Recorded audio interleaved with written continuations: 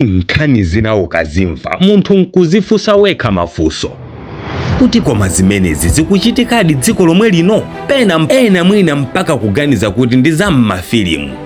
Koma ayi ndithu ku dziko lino kukuchitika zinthu zochuluka. Mwana uyu mukumuonayu khungu lake linabisika ndi khungu lina lokhakhalala langati mwala, loyabwa komanso lopweteka. Amakhala akusowa mtendere, koma masiku nkumapita. Mwana uyuyu ndi ndani? Zinayamba bwanji kuti mwanayi afike mpaka pamenepa? Achipatala anati chani za vutoli? Moyo wake wa tsiku ndi tsiku umamuyendera motani? Ndine Dean Studios, khalani pompo pomwe nkhani ikupitilira osayiwala kutsatsa malonda anu aja ndi ife a Dean Studios. Tiwauze anthu malonda anu, tilankhuleni kuti mumve zambiri. Moyowu uli ndi zovuta zake kwa wina aliyense. Dzina lake ndi Divine ochokera ku Rwanda. Mwana uyuyu pachiyambipo anabadwa zabwinobwino monga muja momwe tonse tibadwira, ndipo atakwana miyezi 3 yakubadwa mwanayu anayamba kutuluka ngati tizilonda pathupi pake. Makolo ake ankaona ngati tizilonda chabe, ndipo anamutengera ku chipatala komwe anapatsidwa mankhwala, koma m'malo mochepa tizilondato timanka nachuluka ndi ululu kwa mwanayi. Sizinasiyire pompa, koma kukulabe mpaka zinafika pooneka mmene zikuonekeramo. Ati zimayabwa, kuotcha ndi kumuphwanyisa thupi, koma pena mpaka amatenga mwala nkumazikanda nawo kuti apeze mpumulo.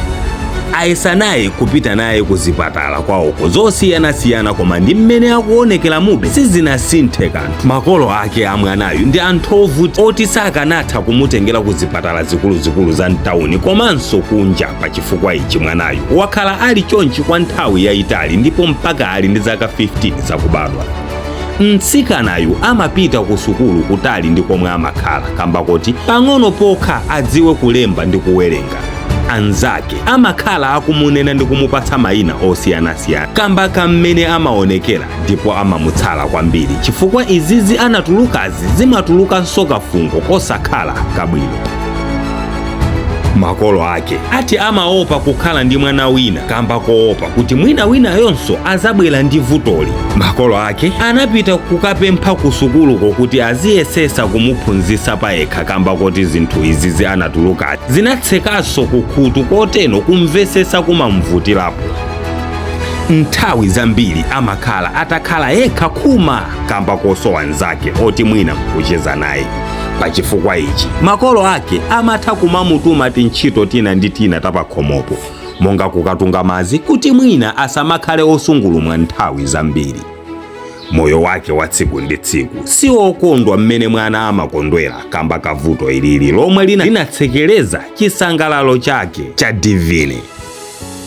Onera nzanga, ukuku ndi ku Rwanda, koma izizi m'mizi mwathumu ziliponso kwambiri, koma vuto anthuwo alibe kuthekera kodziyika poyera kuti dzikoli liwadziwe. Ife a Dean Studio tikuyamba project yomwe titakhale tikufukula nkhani za anthu ali ndi mavuto akuluakulu m'mizimu ngati awawa. Tijambule nkhani zawo ndi kukupasirani inu kuti mwina anthu ngati awa ndikutha kupeza thandizo kuchokera kwa inu anzanga oonera. Kwa omwe muli nkuthekera kotero, tilankhuleni kuti tikupangeni adi ku group la anthu ena omwe anazipereka kuti ndi magivers a project imeneyi, ndipo musayiwale kupanga share Divine.